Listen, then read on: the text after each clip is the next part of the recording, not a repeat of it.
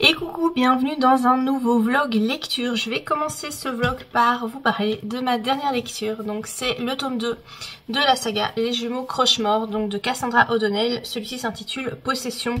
Le tome 1, il était comme ça, voilà. Je sais pas si vous vous rappelez quand je vous en avais parlé. Je trouve que les couvertures sont vraiment très très sympas. Elles font quand même pas mal flipper, surtout celle-ci, quand on voit la tronche de la petite fille, bah, voilà, on sait tout de suite qu'on va parler de quelque chose d'assez angoissant. Donc ici, effectivement, on est dans une saga, alors c'est une saga jeunesse, donc ça ne fait pas réellement peur, mais c'est vrai qu'on se trouve dans une histoire assez angoissante, avec des cas avec des monstres, avec des meurtres.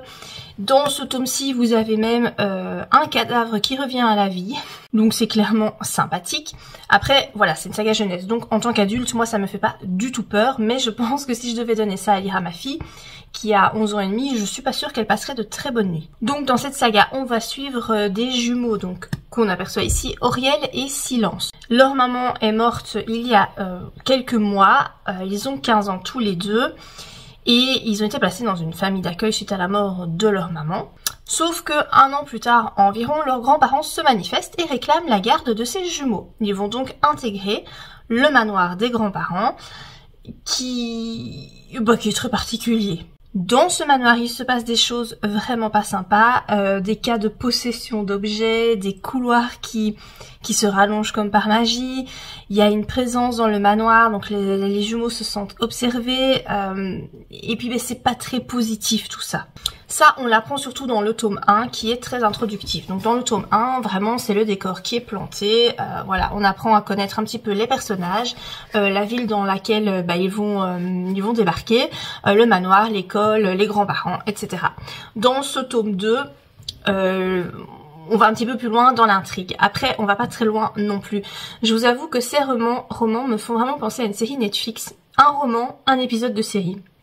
Tu sais, les épisodes qui durent 20 minutes où vraiment t'as envie de les enchaîner parce que t'en as pas assez. Et ben ça me fait exactement la même chose. Là, si j'avais lu le tome 3, j'aurais poursuivi ma lecture parce que franchement, j'ai envie de savoir ce qui se passe et quelle est cette... on sait qu'il y a une malédiction en fait qui pèse sur la ville parce que les gens ne peuvent pas sortir de la ville. Les habitants sont obligés de rester là. Il y a que le grand-père Croche-Mort, donc le grand-père des jumeaux, qui peut sortir de la ville, ainsi que les jumeaux. En gros, il y a que ceux qui possèdent le sang Croche-Mort qui peuvent circuler comme ils veulent. Et on sait toujours pas, à l'issue de ce deuxième tome, quelle est cette foutue malédiction. Alors on en apprend un petit peu plus, mais pas encore suffisamment. On sait aussi qu'il y a quelque chose de très bizarre qui tourne autour de la petite fille Silence. On en apprend un peu plus dans ce tome-ci. Alors à la fin du tome 1, il se passe quelque chose de très effrayant par rapport à la petite fille. Je vous avoue qu'en commençant le tome 2, je me souvenais plus du tout de quoi ça parlait. C'est peut-être un petit reproche que je vais faire à ce tome 2, c'est que l'autrice ne fait aucun rappel de son tome 1. Donc si tu l'as lu il y a pas longtemps, bah ça va, tu t'en sors. Si comme moi tu l'as lu il y a plusieurs mois et qu'en plus entre temps t'as lu une centaine de livres, et ben en fait tu t'en rappelles pas. Donc il y a en fait des rappels tout au long de l'histoire qui concerne ce qui s'est passé à la fin du tome 1 et moi je m'en souvenais pas, donc j'essaie de faire appel à ma mémoire qui n'est plus ce qu'elle était. Donc ça je trouve un petit peu dommage qu'elle ait pas fait de rappel. Souvent quand tu lis une saga, dans le premier chapitre t'as quelques petits rappels de ce qui s'est passé avant. Et ben ici c'est pas le cas, elle reprend vraiment son histoire juste après la fin du chapitre du tome 1. Donc en fait moi je pense qu'elle aurait clairement pu combiner ces deux ouvrages pour ne faire qu'un seul livre. Mais vu que c'est une saga jeunesse, peut-être que ça se justifie par le fait que il faut pas que les livres soient trop gros, sinon des enfants n'auront pas envie de lire des romans forcément qui font je sais pas combien ils font de pages. C'est quand même, il y a quand même pas mal de pages hein. Ça se lit super vite, mais voilà, 365. Je me dis si t'as un livre qui fait 700 pages, les gosses auront peut-être pas envie de lire. D'où le fait de séparer les romans. Un autre petit reproche que je peux faire, j'avais pas eu ça dans le tome 1, mais alors dans le tome 2, ça m'a vraiment sauté aux yeux, c'est la mauvaise qualité d'édition. Alors il y a plein de coquilles, il manque des mots à certains moments, mais alors le pire de tout, c'est que en fait, il y a des inversions de personnages dans les dialogues. Donc c'est un personnage bien particulier qui parle, c'était ici en l'occurrence Azriel, donc voilà, un personnage secondaire, et il est en train d'avoir une discussion avec quelqu'un, et puis à un moment donné, t'as le prénom Auriel, donc du jumeau qui apparaît, alors qu'en fait, il est pas du tout dans la discussion, il est pas là. Et j'ai eu ça à 2 reprises, il me semble, parce que j'ai dû relire plusieurs fois les phrases, parce qu'en fait, je comprenais pas, je me dis, mais j'ai raté quelque chose, c'est pas possible, j'ai un truc que j'ai pas suivi. Et je trouve que ça doit pas arriver dans une... dans un roman, quoi. Surtout qu'ici c'est publié quand même chez Flammarion Jeunesse, donc c'est une grosse maison d'édition. Je comprends pas comment ce genre d'erreur peut arriver. En plus, c'est un roman qui est assez court. Enfin voilà, c'est écrit gros, hein. Je vous dis, il y a beaucoup de pages, mais c'est voilà, c'est quand même écrit gros. Donc je trouve que la qualité d'édition, en tout cas pour ce tome 2, n'est pas bonne. Et je trouve ça dommage, quoi. Ça manque clairement de relecture. Après voilà, si vous aimez bien les romans qui sont un petit peu gothiques, qui mettent en scène des monstres, des cas de possession, des cadavres qui reviennent à la vie, hein, puisqu'ici il y a un cadavre qui va clairement revenir à la vie, pourquoi pas, voilà, en sachant que ça ne fait pas peur, puisque c'est vraiment pour le... Je sais pas, c'est pour quel âge en fait, moi je dirais peut-être quand même... ouais, 13 ans, par là, je dirais vers 13 ans, ça doit pouvoir se lire assez facilement. J'achèterai le tome 3 parce que j'ai envie de savoir ce qui va se passer, j'ai envie de connaître la suite parce que vraiment c'est quand même intriguant. Par rapport au style d'écriture, c'est assez simple, hein, voilà. Cassandra O'Donnell, moi je l'ai connue dans la saga Rebecca Keane que j'ai beaucoup aimée. Saga que j'ai d'ailleurs jamais terminée. C'était pendant la période urban fantasy ou vraiment beat lit où j'adorais ça, je lisais beaucoup de romans dans ce style-là, mais non c'est plus du tout mon truc donc j'y reviendrai certainement pas, mais j'aimais bien à l'époque. Ici, comme c'est un roman jeunesse, l'écriture est très simple. Mais voilà, ça se lit quand même assez facilement et moi je garde bien à l'esprit quand je lis le roman que c'est pour un public jeune et pas un public adulte. Du coup, ça rend beaucoup plus digeste le tout. Donc voilà par rapport à ce tome 2. J'ai commencé hier ce roman, donc c'est Une vie impossible de Matt Haig, donc c'est publié chez Nami. Alors ce roman, j'ai eu la chance de le recevoir dans le cadre d'une masse critique Babylon, donc je suis très très contente parce que j'avais vraiment envie de le lire. J'ai découvert Matt Haig avec son roman c'était La bibliothèque de minuit, que j'ai lu il y a pas si longtemps et que j'avais beaucoup aimé. Alors en fait, en tout cas dans La bibliothèque de minuit, l'auteur mêlait histoire et développement personnel, mais aussi spiritualité, parce que là ça allait vraiment plus dans le côté spirituel et moi ça m'avait beaucoup plu. J'avais trouvé que sa théorie comme ça de la bibliothèque était très intéressante, donc vraiment voilà, ça suppose d'avoir un esprit un petit peu ouvert à la spiritualité, parce que je pense que les personnes qui sont très terre à terre ne vont pas trop apprécier ce style de roman. Pour ici, je ne sais pas trop. Alors, donc je suis à la page 187 sur 471, ouais même un peu plus, 473 pages, donc je suis pas encore à la moitié. Je pense que clairement on va parler, c'est un peu feel good, mais il y a quand même quelques belles leçons je crois, et c'est un peu un roman je crois de développement personnel. Mais après c'est très bizarre parce que là au début, donc voilà, c'était vraiment l'idée que je m'en faisais. Et là je suis arrivée à un passage où on va clairement dans... on va parler d'extraterrestres en fait. Je m'attendais pas à trouver ça là-dedans. Donc, non pas que je ne crois pas aux extraterrestres, hein, c'est pas la question, mais ici enfin voilà, il y a de la magie, il y a des choses de science-fiction qui apparaissent dans le roman. Je m'attendais pas du tout à trouver ça. Du coup, je sais pas trop où on va. C'est assez spécial, ça se lit très très bien, ça se lit très facilement, c'est agréable. Il y a des touches d'humour. J'ai d'ailleurs mis 2 signets, dont un parce qu'en fait, c'est pas que j'ai trouvé ça intéressant, mais j'ai trouvé ça comique. En fait, le mari de la dame donc qui raconte l'histoire est décédé, et en fait il lui avait dit que quand il décéderait il voulait une pierre tombale noire, en marbre noir, et donc elle dit ici donc son mari lui dit c'est un peu plus rock'n'roll, disait-il. Et donc la femme répond, il était à peu près aussi rock'n'roll qu'un sandwich au fromage. Et je ne sais pas, j'ai trouvé que cette comparaison était quand même incroyable. Ça m'a vraiment fait rire, donc je l'ai noté. Donc il y a vraiment pas mal de touches d'humour. Par rapport au résumé, donc on va suivre ici une dame qui a, je pense que c'est 72 ans, un truc comme ça. Cette pauvre dame a vécu un gros malheur dans sa vie, puisque son fils est décédé quand il avait 12 ans. Elle s'est jamais remise de cette perte, ce qu'on comprend fort bien. Elle est quand même toujours restée avec son mari. Ils avaient, je pense, beaucoup de tendresse l'un envers l'autre. Est-ce qu'il y avait encore de l'amour? Certainement une forme d'amour, mais ils ne se parlaient plus beaucoup. Je crois qu'ils restaient ensemble par habitude ou par...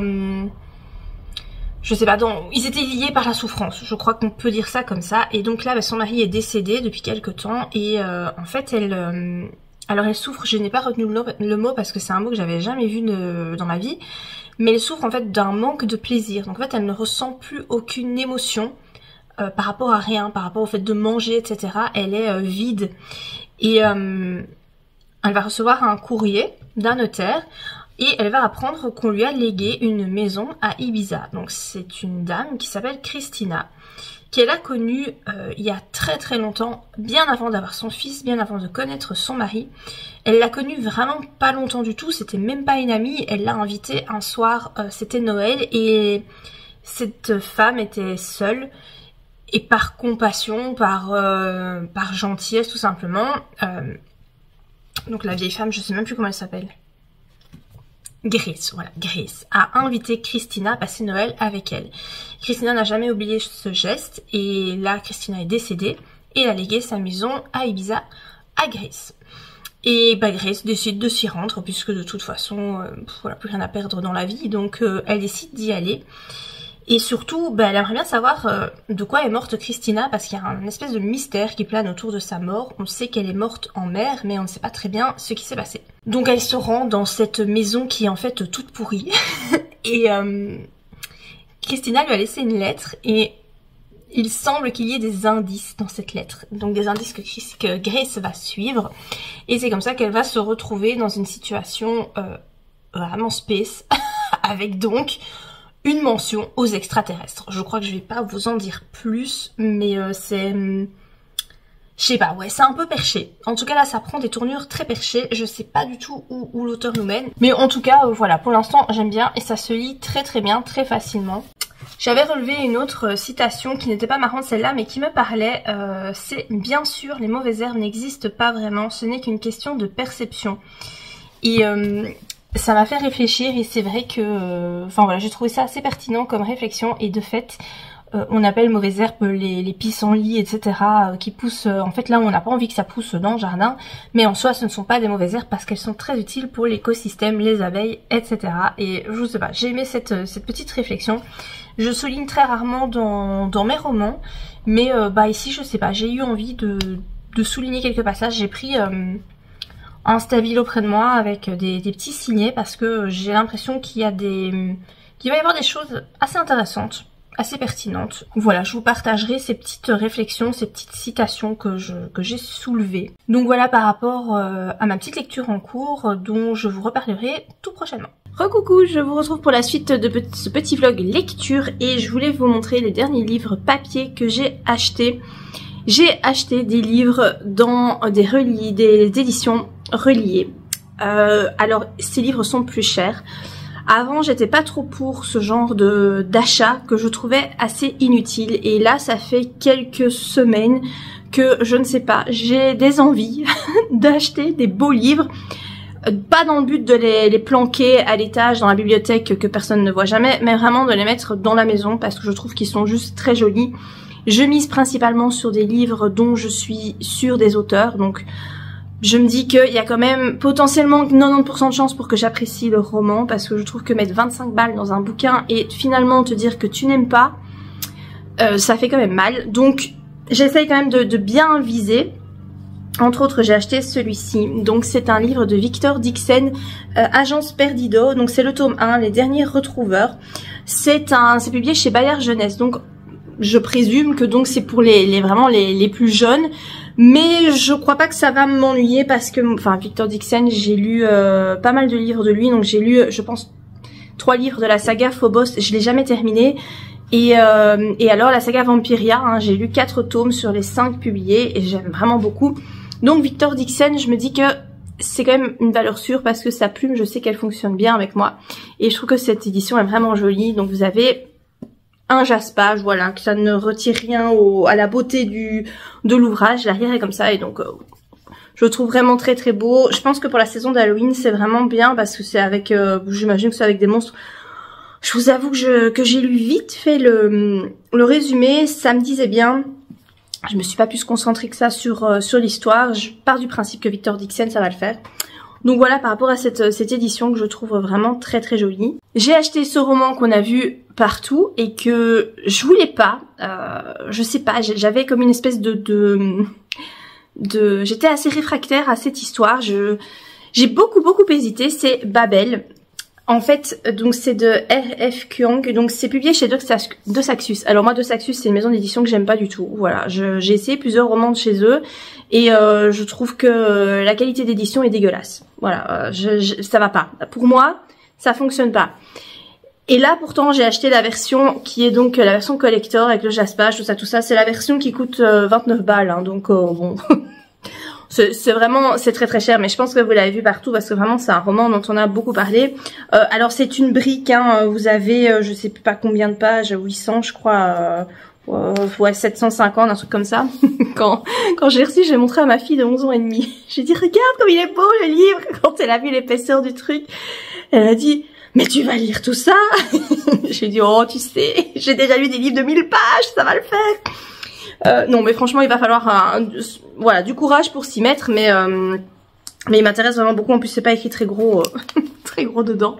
Mais pourquoi donc je me suis décidée finalement par l'acheter? En fait c'est à cause de Margot liseuse, donc je me fie beaucoup aux avis de Margot parce que alors j'ai pas toujours les mêmes goûts qu'elle. Tout ce qui est sorcière et tout ça, c'est vrai que je la rejoins pas toujours forcément sur ses lectures. Ici, ça parle de langue française et donc elle insistait bien sur le fait que ce roman pourrait plaire à ceux qui adorent la langue française et l'étymologie, etc. Moi, c'est vrai que c'est quelque chose que j'aime. Bah, j'aime beaucoup ça. J'ai fait 6 ans de latin parce que j'aimais beaucoup la langue, parce que j'aimais savoir d'où venaient les mots, etc. Le français, c'était la matière dans laquelle j'étais la plus forte à l'école. Ça, j'ai toujours aimé le français. Donc je me suis dit bon, je prends la jolie édition, je tente, j'espère que je vais pas le regretter parce que vraiment presque 30 € le livre, j'ai pas envie de le regretter quoi, mais bon voilà, j'ai tenté. Et alors vous avez aussi donc sur le livre vous avez une espèce, enfin voilà c'est en argenté quoi, voilà, il est très joli.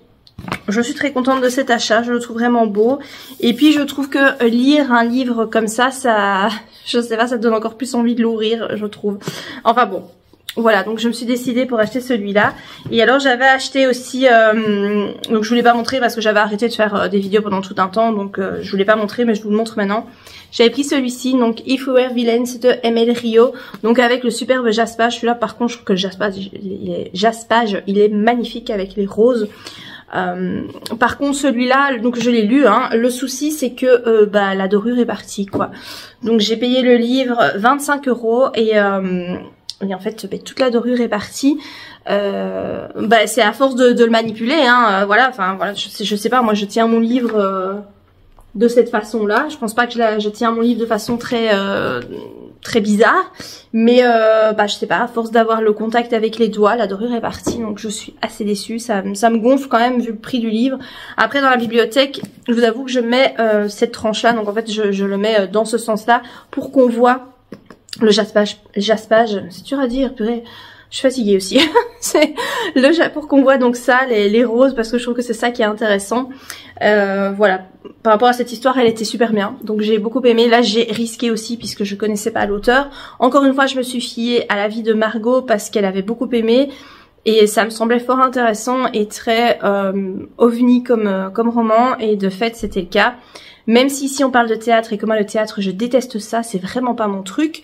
En fait au final ici j'ai aimé. Après ici c'est du théâtre shakespearien, donc c'est pas comme des pièces de théâtre jouées en français, ça n'a rien à voir quoi, c'est vraiment plus, enfin c'est très littéraire quoi. Shakespeare évidemment c'est pas, c'est d'un autre temps on va dire, donc même si je suis pas forcément très attirée par Shakespeare, que je n'y connais rien du tout en pièce de théâtre, c'est vraiment pas un art qui me touche et qui m'intéresse. Je me suis jamais intéressée à ça. J'ai quand même apprécié le livre. On est ici en fait sur un thriller, c'est un peu thriller, un thriller qui mêle du théâtre. C'était sympa, vraiment franchement je regrette pas de l'avoir acheté, même si voilà, il est abîmé, mais en soi, je regrette pas mon achat parce qu'il était cool. J'achète aussi un peu plus de grands formats ces derniers temps, pas forcément en édition reliée très très jolie, mais vraiment les grands formats des livres qui viennent de paraître, parce que j'ai des envies pour le moment. Dès que je vois un auteur que j'adore qui sort un nouveau livre, j'ai pas envie d'attendre en fait. Je vois des avis partout et ça me saoule, et du coup je me sens frustrée. Et pour le moment, est-ce que c'est la saison? Je sais pas, j'ai beaucoup de mal avec la frustration. Du coup c'est vrai que j'ai tendance à acheter plus facilement des grands formats, ce que je faisais pas du tout avant. J'achetais que des poches, que des thrillers en plus en format poche. En général j'achetais pas les autres livres. Maintenant je ne fais plus ça. Les poches, c'est vrai que j'en achète quasiment plus. J'achète plus que des grands formats, et dans les grands formats c'est vraiment des livres qui m'intéressent énormément. Bon, du coup j'en achète moins parce que forcément les grands formats qui coûtent entre 20 et 25 euros, voilà, j'ai pas envie d'en acheter 10 sur le mois forcément, mais j'essaye de pas les acheter en grappe. J'essaye d'en terminer un et d'en acheter un à chaque fois, ou un ou deux, mais pas me ruer sur vraiment tous, parce que là j'ai une wishlist Amazon énorme avec tous les livres que je voudrais acheter. Il y a le dernier Ragnar Jonasson, je sais pas comment ça se prononce, qui est sorti. Je crois que l'histoire se passe dans un sanatorium, ce qui m'attire énormément. Et le dernier Raphaël Giordano aussi, que j'ai vraiment envie de lire. Bon, ça c'est à cause de Magdalena, de la chaîne Triple L de Mag, parce qu'elle en a parlé, et la thématique du fait qu'il y a des adolescents dans le roman, ça m'intéresse beaucoup. Je suis pas encore dans cette période sympathique. J'y arrive doucement, hein. Moi je suis plutôt dans la pré-ado là, hein. Voilà, ça commence. Donc je me dis que ça serait intéressant de lire ce roman. Vraiment, j'ai très envie de l'acheter. Donc là, j'attends, puisque là, je viens d'acheter des gros formats qui m'ont coûté bien cher. Donc, je vais peut-être d'abord les lire avant d'acheter, voilà, de continuer à acheter ces romans-là. Le dernier Bernard Werber aussi, qui m'intéresse beaucoup. Celui-là, je trouve que la couverture est super belle. C'est avec un ange sur la jaquette. Il m'intéresse beaucoup aussi. Donc voilà, pour le moment je suis en plein dans ma folie brochée. Voilà, je sais pas, moi qui n'en ai jamais acheté, là je n'achète plus que ça. Allez savoir pourquoi, ça me passera certainement, c'est une phase, je n'en sais rien. Mais donc voilà, n'hésitez pas à me dire en commentaire si vous avez ce même souci, si parfois vous achetez plein de poches et puis vous passez au brochet, ou vous avez des envies comme ça d'éditions super belles, vous savez pas d'où vient cette envie, mais vous avez l'envie. J'ai oublié de vous montrer, j'ai aussi acheté celui-ci. Donc c'est le dernier Michael McDowell, donc qui est paru chez Monsieur Toussaint Louverture. Donc c'est une lune froide sur Babylone. J'ai lu tous les Michael McDowell qui sont sortis jusqu'à présent chez Monsieur Toussaint Louverture. Donc il y a toute la saga Blackwater, plus c'est Katie, et l'autre c'était les Aiguillos, je crois que c'était ça le titre. Je les ai tous aimés. J'aime vraiment beaucoup cet auteur. Il fait enfin c'est super cool. En fait ça me fait penser à Tim Burton. C'est vraiment bien. Et du coup j'ai acheté celui-ci. Bon, celui-ci est moins cher, hein. Il était à, je sais plus si c'est 12,90 €. Voilà, donc c'est quand même moins cher. C'est un format qui est format poche, mais un joli format poche, hein. Voilà, vous avez de la dorure, les couvertures sont toujours très belles. Et moi ce que j'aime beaucoup dans les couvertures chez Monsieur Toussaint Louverture, c'est que tu as en fait des détails sur la couverture qui rappellent ce qui se passe dans l'histoire, et au fur et à mesure que tu lis l'histoire, moi je passe mon temps à regarder la couverture pour essayer de comprendre d'où viennent les détails. Voilà, ça me plaît beaucoup. Je sais pas de quoi parle ce roman, je n'ai pas regardé, moi voilà, j'ai juste vu l'auteur, j'ai pris. C'est typiquement ces romans-là, moi ils sont dans la pièce ici, donc dans le salon, parce que je les trouve très beaux et j'ai pas envie de les cacher à l'étage. Donc voilà, ce genre de livres, une fois lus, ils servent d'objet de décoration, donc ils ont une double utilité, ce qui est plutôt pas mal. Donc voilà par rapport à mes derniers achats, je vous retrouve plus tard pour la suite. Et coucou, je reviens pour vous parler de ce livre que j'ai terminé aujourd'hui, Une vie impossible de Matt Haig. Donc c'est publié chez Nami, qui est une filiale des éditions Le Duc. Alors ce roman, je l'ai plutôt bien apprécié. J'ai passé un bon moment, ça se lit très vite. Alors j'avais un peu peur parce que je trouvais qu'il était assez épais, mais au final vous avez beaucoup de pages qui sont pas très remplies. Du style, je vais essayer de vous trouver. Donc déjà il y a beaucoup de pages comme ça où vous avez en fait des chapitres qui font 2-3 pages. Donc voilà, typiquement ça c'est la page d'après, et puis hop on recommence avec un nouveau chapitre qui ne fait que 2 pages. Du coup en fait ça laisse beaucoup de vide, et vous avez parfois des chapitres où vous avez juste un paragraphe. Donc au final le livre se lit très vite. Donc on est ici sur un livre De développement personnel, je dirais, parce que vraiment, l'héroïne suit une espèce de quête personnelle, mais l'auteur va incorporer de la science-fiction et plus particulièrement la présence d'extraterrestres. Donc moi c'est une chose à laquelle je ne m'attendais pas et je ne suis pas spécialement très attirée par ces thèmes-là. Alors les extraterrestres, oui, je pense qu'ils existent, je pense que sans doute il y en a quelque part dans l'univers, mais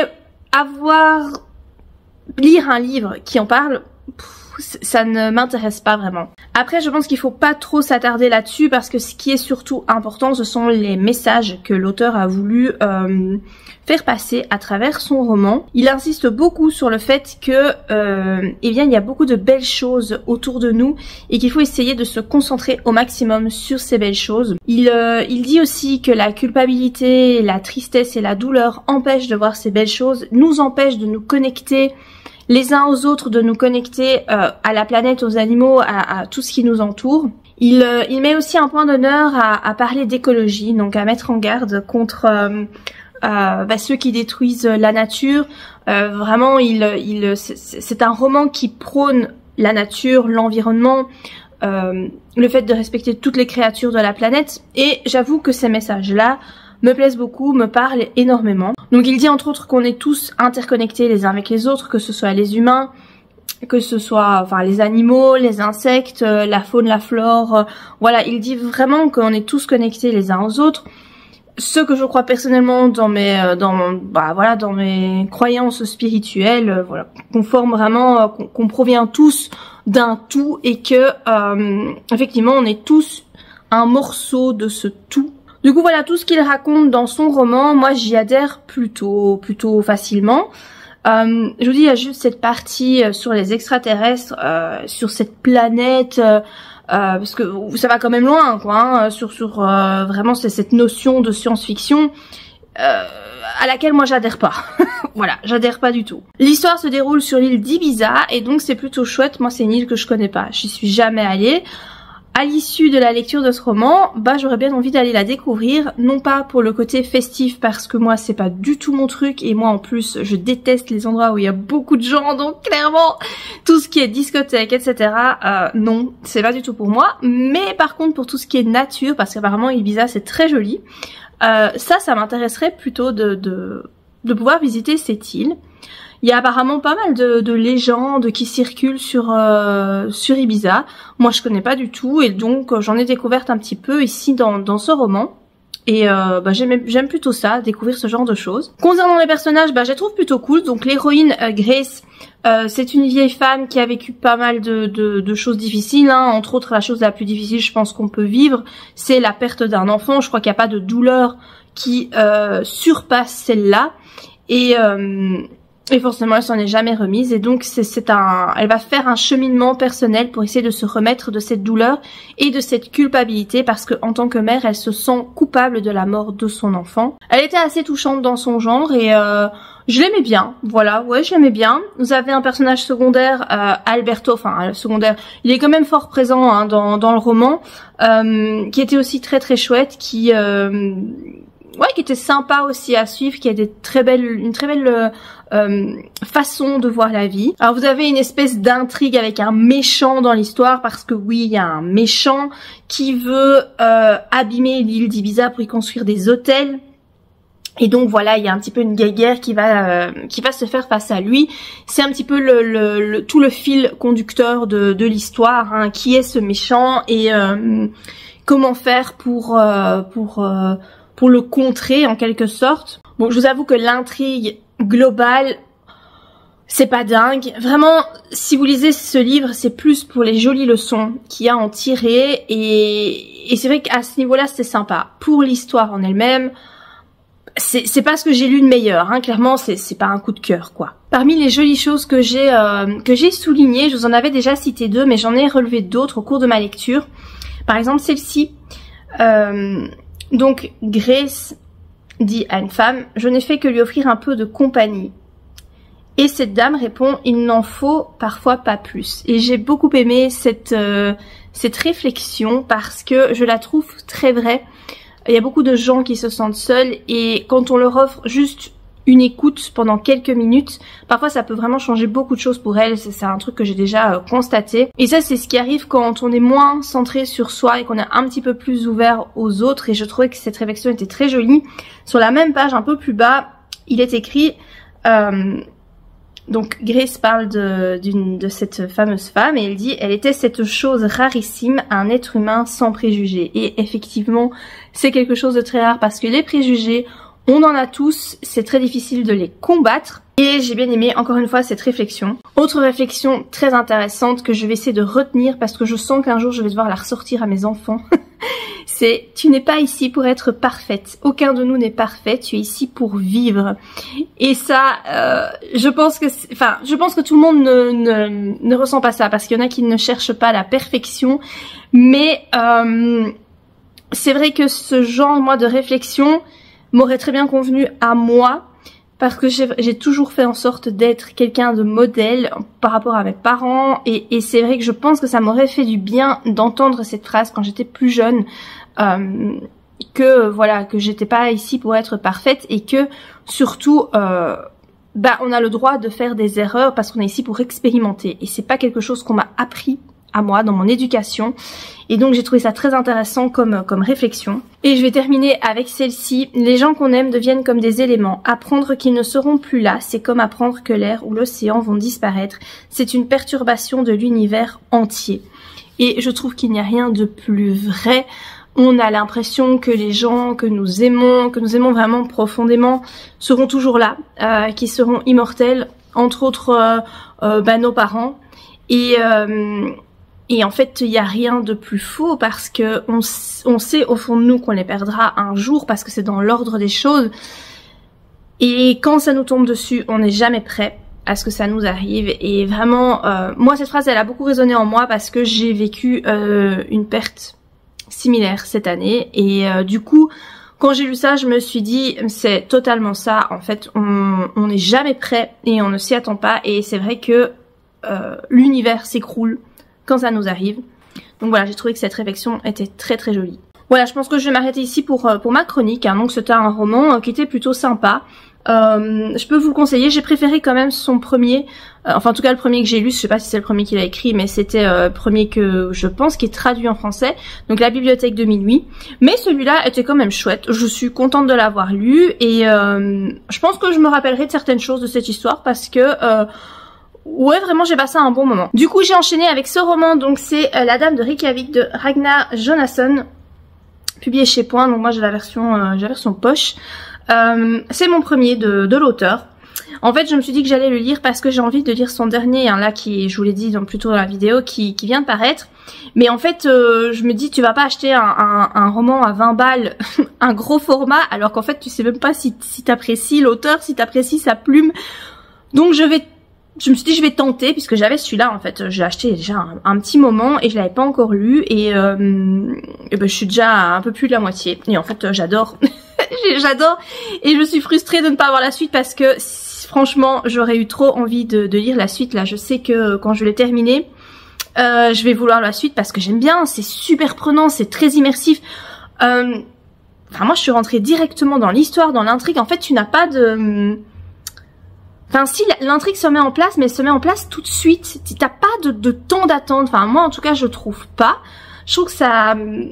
Ouais, j'ai été happée directement. Alors on suit plusieurs personnages. On suit donc l'enquêtrice qui est Hulda. Et on la suit donc dans le présent. Elle a 64 ans. Et elle va tout doucement devoir penser à sa pension. Hein. Voilà, c'est son chef lui a annoncé que...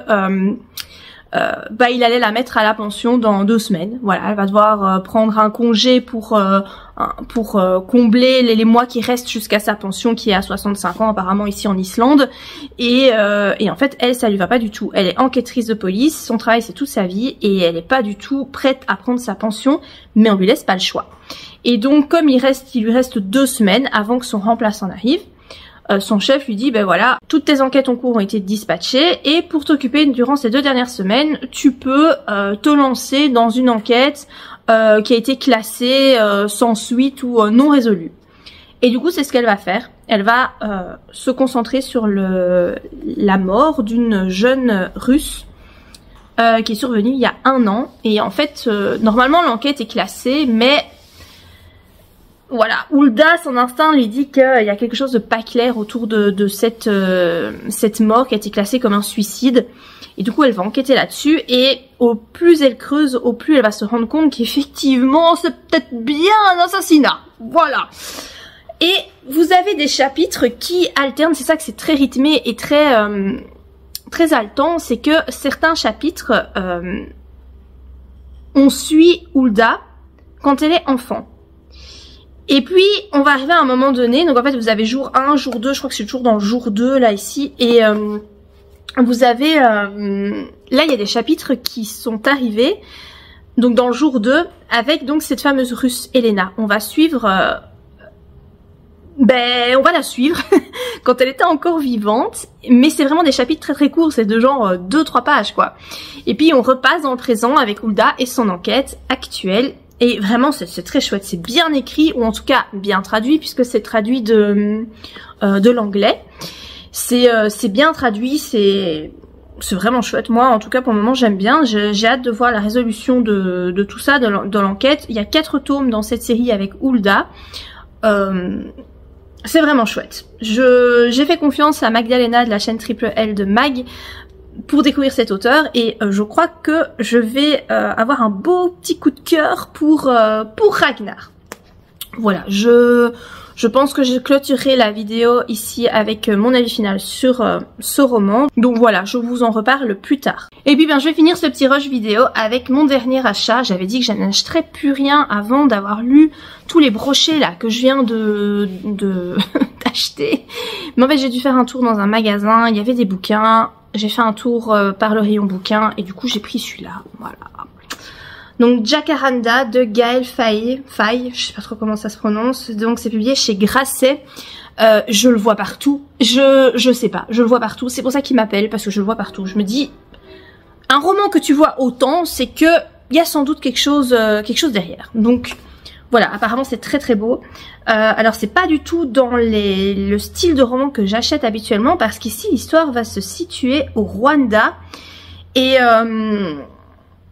c'est pas forcément un territoire qui m'attire beaucoup. Tout ce qui touche à l'Afrique, c'est vrai que ce sont pas des lieux qui m'attirent. Voilà, c'est comme ça, il y en a qui sont fort attirés par tout ce qui est asiatique, Japon et tout. Moi, en fait, même pas. À part l'Europe, il y a rien vraiment qui m'attire forcément ici sur notre planète. Et mais je sais pas, voilà, il paraît que c'est très beau. Je sais pas trop quoi en penser.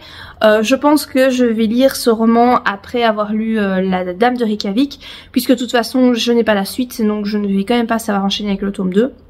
Donc à mon avis, je lirai celui-ci. Je pense qu'il se lit très vite parce qu'il n'y a pas énormément de pages, 279, donc je crois que ça va être lu hyper rapidement.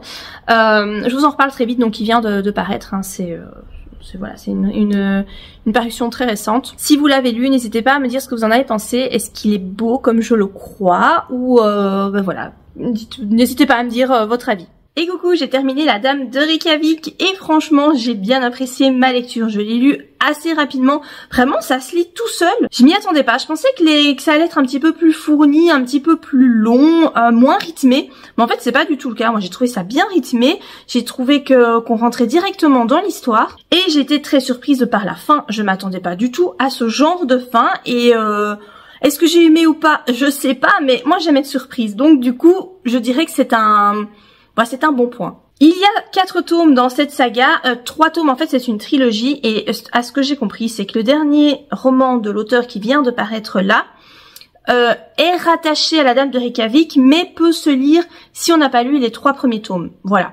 Bon, moi je pense que je vais les lire dans l'ordre, enfin je sais pas encore trop. Là j'aimerais bien acheter le tome 2 et le tome 3. Franchement si j'avais eu le tome 2 dans les mains, j'aurais enchaîné directement. Donc ici on se retrouve en Islande avec Hulda qui est proche de la retraite. Donc je pense que j'en avais déjà parlé dans un précédent rush. Elle a 64 ans et donc elle se lance dans une enquête qui pour elle a été bâclée. Une enquête donc qui a eu lieu il y a 1 an. Une jeune immigrée russe a été retrouvée noyée. Et pour elle, voilà, l'inspecteur qui s'est chargé de l'enquête n'a pas bien fait son travail. Du coup, bah, elle va aller gratter là où elle devrait pas. À côté de ça, on en apprend aussi un peu plus sur l'enfance de Hulda, sur aussi ce qui s'est passé dans sa famille. Et vraiment, la pauvre femme, elle a pas été épargnée, quoi. Ni dans son enfance, ni même par la suite. J'ai vraiment éprouvé de la compassion pour cette personne. Et ouais, moi j'ai bien aimé en fait cette héroïne. Je trouve que l'auteur va droit au but. Je m'attendais à plus de longueur, mais en fait, il n'y a pas du tout de longueur dans ce roman. C'est, je trouve, un très très bon polar. Je pense que les autres sont encore meilleurs. De ce que j'ai cru comprendre, c'est que la suite est encore mieux que celui-ci. Donc pour moi, ça présage vraiment de très bonnes choses, puisque j'ai déjà adoré ce tome 1. Et en soi, l'histoire se déroule sur 3 jours, donc vraiment, je vous dis, le rythme, il est assez haletant. Pour moi, c'était un bon polar. J'ai beaucoup apprécié ma lecture. Et bah voilà, je vous le conseille si vous aimez les thrillers. Là, je me suis lancée dans cette lecture, donc Jacaranda de Gaël Faye. Je suis à la moitié environ. J'aime beaucoup, c'est très très chouette. Donc on va parler du Rwanda et des génocides qui se sont... enfin du génocide qui a eu lieu en 1994, je crois que c'est de 1994 à 1998. Mais je vous réserve mon avis pour la prochaine vidéo. Je vais clôturer le petit vlog ici. Écoutez, j'espère qu'il vous a plu. N'hésitez pas à le liker, n'hésitez pas à commenter, à vous abonner à ma chaîne si vous aimez mes vidéos. Et donc moi je vous dis à très bientôt pour de prochaines vidéos. Bye!